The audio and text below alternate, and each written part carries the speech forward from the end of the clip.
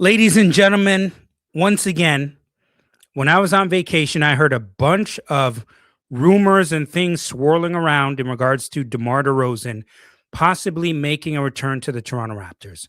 So, of course, when I got back, I said, you know what? I got to address this. I have to speak about it because this is big, big news.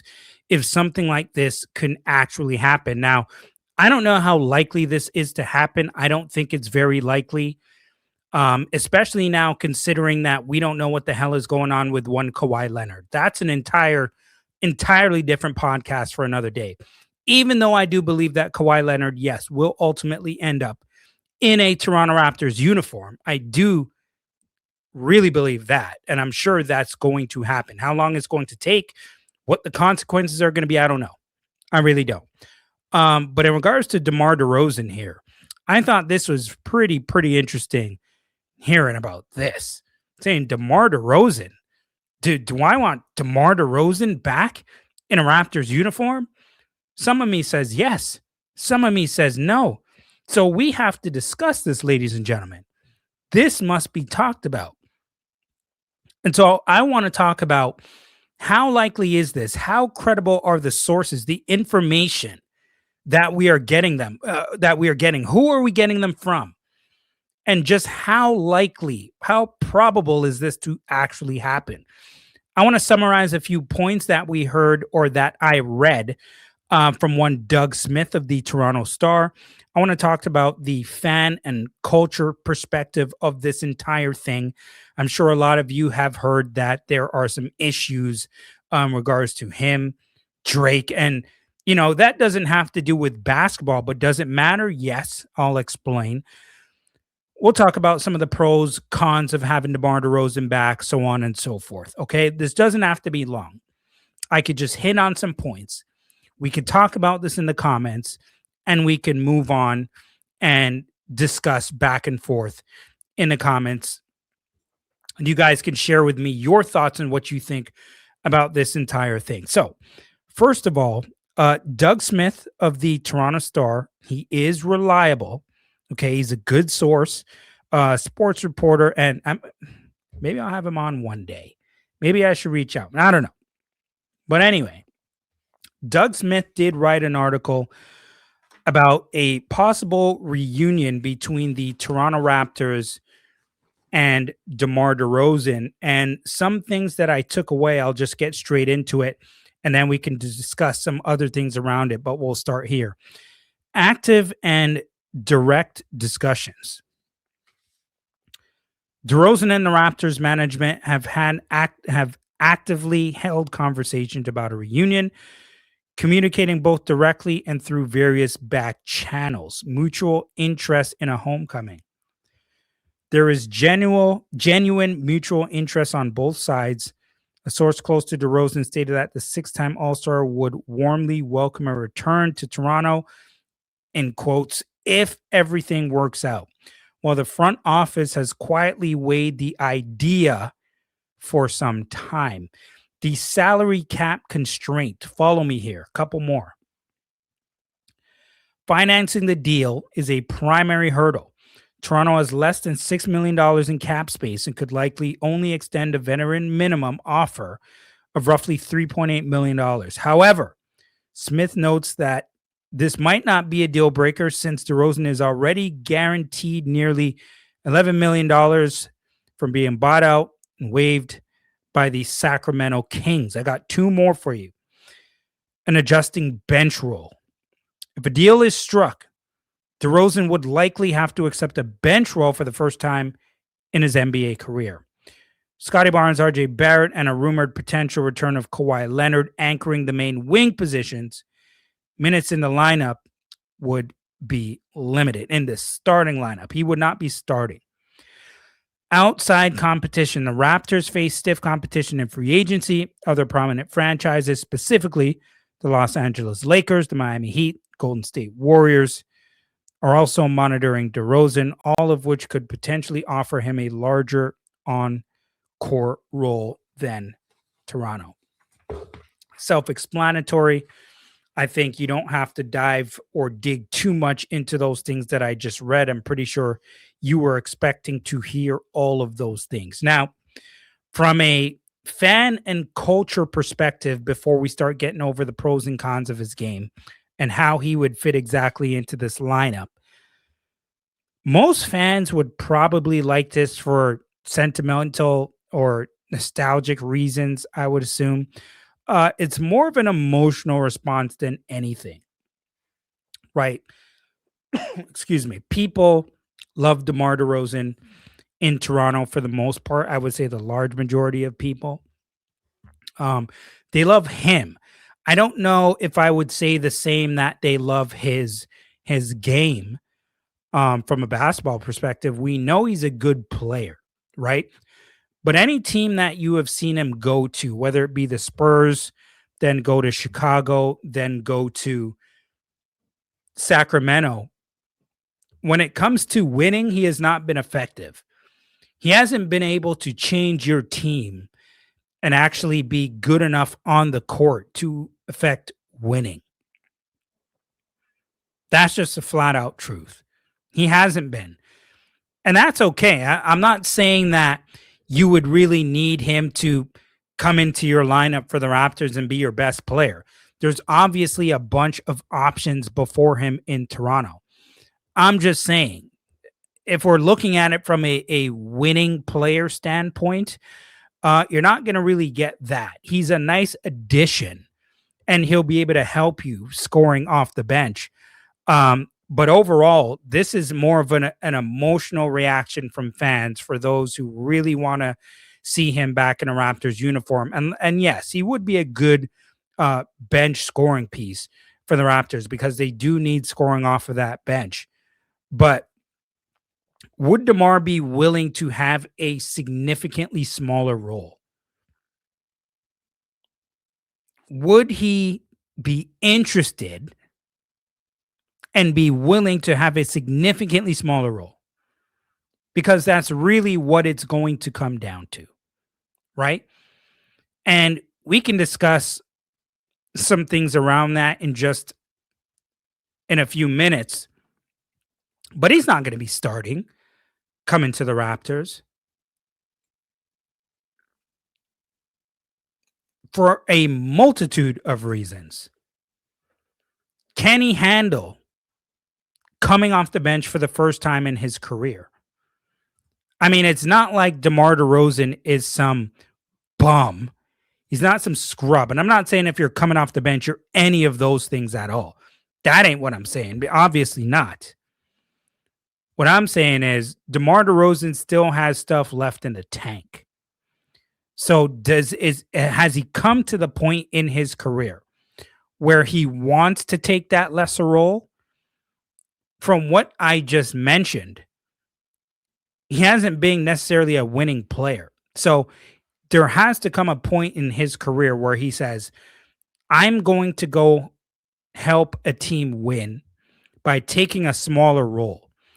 Because him in a big role, no matter what team it's been on, hasn't worked out in the win column. Just hasn't.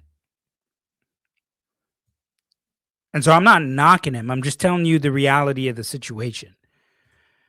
Now, if we look at some of the numbers, and I'll share the screen with you for just a little bit here. DeRozan, last season with the Sacramento Kings, I mean, he played in 77 games.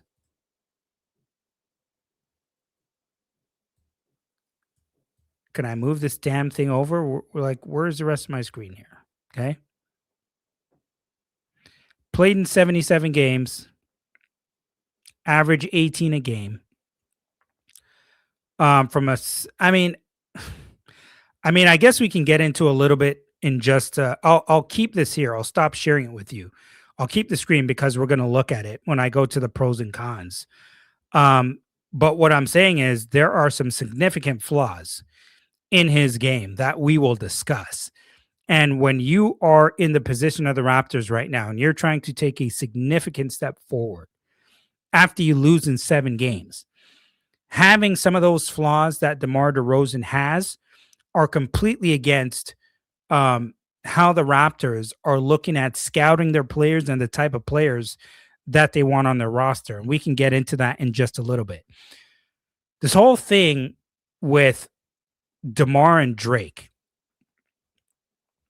I think that is something that has to be brought up. And you're probably saying, Mike, I understand that there's an issue here. This is a hip hop artist. Why are we bringing him up when we're talking about one DeMar DeRozan? We're talking about hoops here. We're talking about basketball. I don't want to hear about no damn hip hop beef. Well, listen, I understand that to some people this may not be relevant, but I do think it is relevant. I really do. Because Drake is the same guy who got on the microphone in Toronto, by the way, and spoke about DeMar DeRozan's jersey. If it was up in the rafters, he'd go up there and pull it down himself.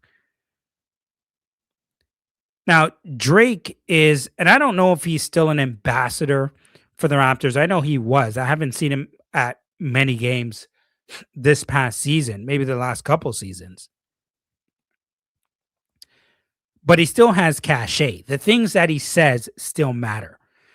And we know there's an issue. I mean, this guy is out here getting dissed on Iceman. I'm talking about DeMar DeRozan on this album.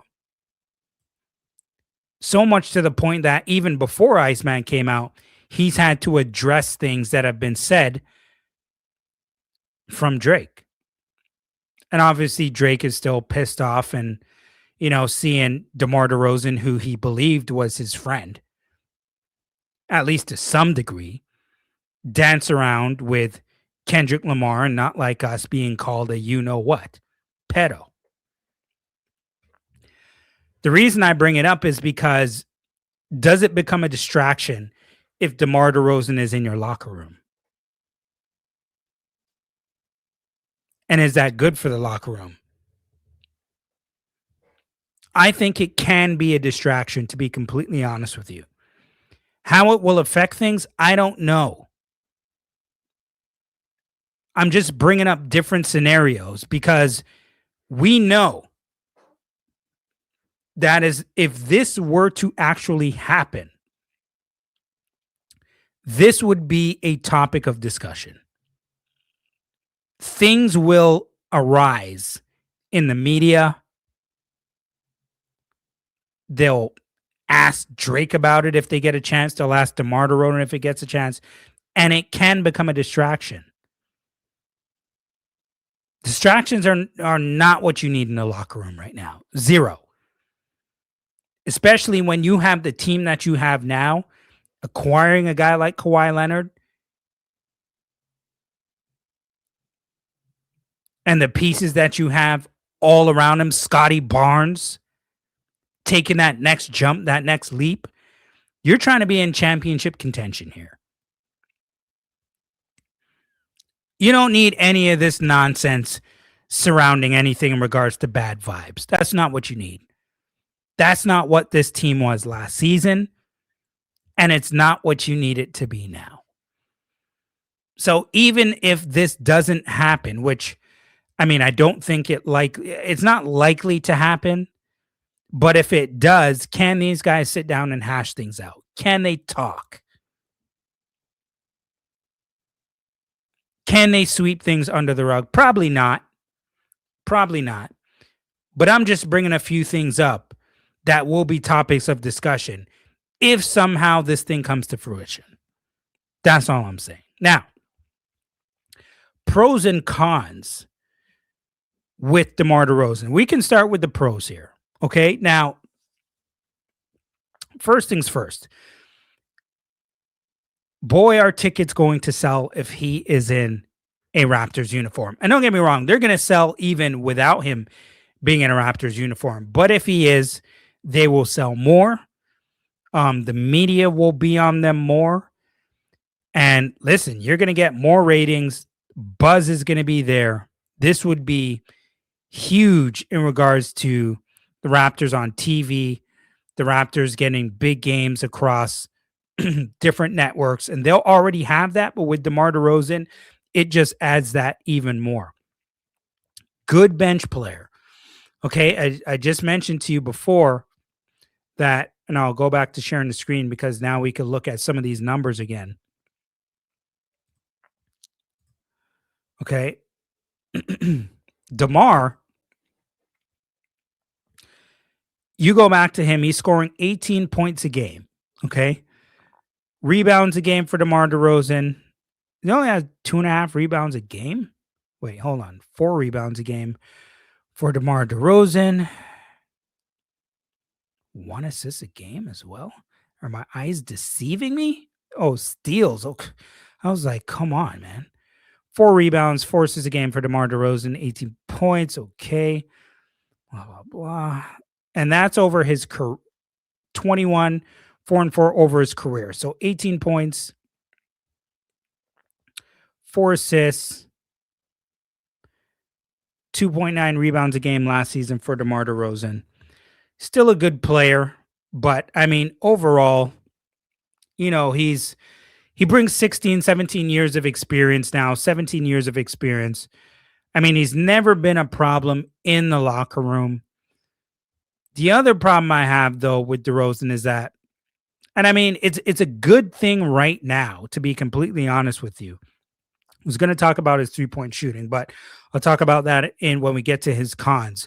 The good thing is that you're not going to have to rely on DeRozan to get you over the hump at any point, right? Like, he would not be a top 3 option right now on the Raptors. If you're looking at Kawhi Leonard, if you're looking at Scotty Barnes, obviously, you're probably looking at RJ Barrett, Emmanuel Quickly, before you even look at DeMar DeRozan at this point, to be completely honest with you. In a lot of scenarios. I'm not saying there aren't times where they can go, try to get some iso ball and get him to do some damage. I'm not saying that. But you don't have to rely on him as your top option. So that is a good thing, right? Now, some of the cons of DeMar DeRozan, unlike I mentioned, I'm not going to go crazy and make this 40 minutes or an hour like I do with some of my content. I'm not going to do that. I'm trying to keep these videos a little bit more concise right now and just, get to the surface of it at least. Now, I mentioned to you earlier, the way the Raptors are scouting, the way that they're looking at acquiring players, signing players, they're looking at the best two-way players available. The problem with that is that DeMar DeRozan has never really been a good defender. Like, he's been decent at best. And that could be even generous. Like, decent at best for DeMar DeRozan in regards to his defending. He's not a good 3-point shooter, which we all know over his entire career. He shot 32% from 3-point range last season. He's a 30% career 3-point shooter. And what do we need and what have we been lacking in this lineup, especially last season, but just overall in general, these last few seasons? We've been missing 3-point shooting. You've been missing 3-point shooting. And so now you're going to be adding a guy who, yes, he can score, but he's not necessarily a good shooter, right? And so when you think about, you already have these guys, Jamison Battle, you have RJ Barrett, not saying he's a great shooter, but you still have these guys in front of him, and you have one Jacoby Walter.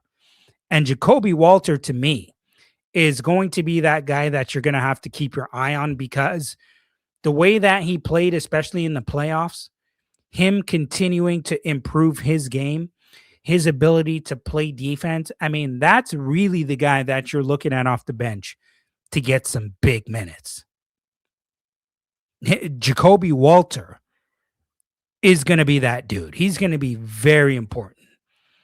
And I'm really waiting to see the progression in his game. What he's going to be adding, fundamentals, how he has, kind of turned himself to a Swiss Army knife on both ends of the floor, how he's, gently refined his game over the offseason. I'm waiting to see that from one Jacoby Walter, and he should be playing a lot of minutes this season. The other thing about DeMar DeRozan that I will say is he kind of really needs the ball in his hands to be effective. And with that being the case, I don't want there to be an issue with him necessarily stunting the growth of some of the other young guys that are coming up that deserve to play and deserve to play for a reason, because we've seen what they're capable of and we want to see that growth continue. The last thing that worries me, and I wouldn't say necessarily worries me because I don't think it would really be an issue. I just bring it up because you can't really rule anything out. It could potentially go really wrong if this doesn't work out.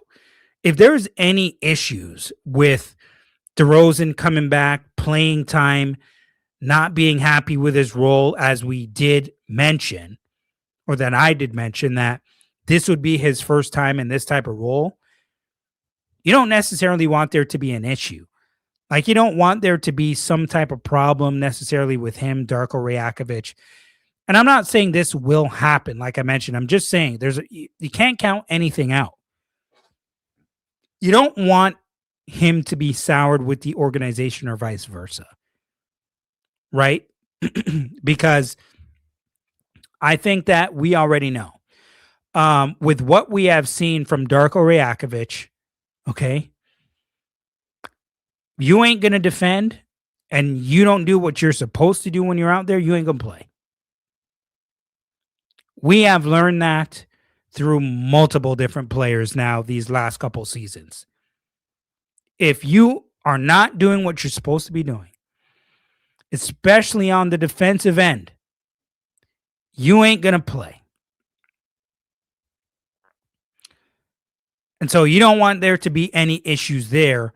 And then something happens and damn it, you got to trade this guy away at the trade deadline, because that would be horrific as well. And so I'm just putting a bunch of things out here from a culture standpoint, pros, cons. You guys can let me know what you think about this whole DeMar DeRozan situation, possibly making a return to the Toronto Raptors. And listen, I'm not trying to sway you one way or the other.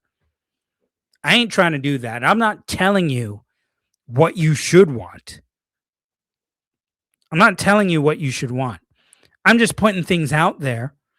And then you guys can let me know your thoughts in the comments. At MikeRoach7 on IG, at MikeRoach23 on X. Make sure you follow, like, subscribe, and share the Mike Roach Show. Get at me in the comments. I get back to you really, really quickly. I always do. All right. And let me know your thoughts on this whole DeMar DeRozan situation. Any other topics you want me to discuss, get it in the comments as well, and I will get back to you. This is the Mike Roach Show. I'll speak to you soon, and I'm out.